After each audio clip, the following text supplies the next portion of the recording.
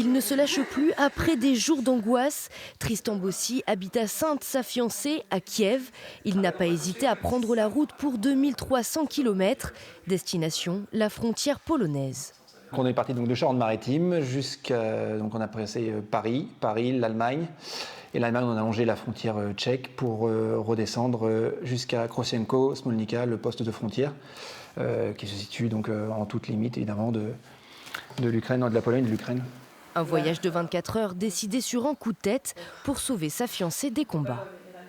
Quand vous avez pendant une semaine votre compagne qui est au téléphone, qui déjà vous appelle à 5 h du matin pour vous dire en pleurs parce que les bombardements ont commencé, ça vous réveille, vous vous rendormez pas. Quand elles m'ont dit on va essayer de prendre le train, j'ai dit d'accord, on se donne rendez-vous en Pologne. Pendant ce temps en Ukraine, Valentina organise son départ avec sa mère et sa fille. Cette valise, c'est tout ce qui leur reste de cette vie d'avant. 2 pour ma mère. Moi aussi, j'ai des pantalons. Impossible de prendre plus, les civils ont interdiction de quitter Kiev. Seule solution, le train, au risque d'être arrêté par les patrouilles russes aux portes de la ville. On a trouvé le train, on a pris le train.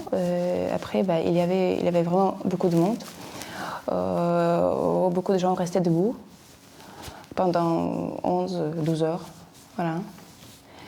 Le train changeait la vitesse parce que c'est interdit de laisser aussi les fenêtres ouvertes, non ? Donc on était sans lumière avec les fenêtres fermées.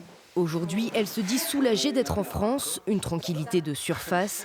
Dans les mains de ces Ukrainiennes, le téléphone reste toujours allumé, dernier moyen de contacter leurs proches à des centaines de kilomètres d'ici.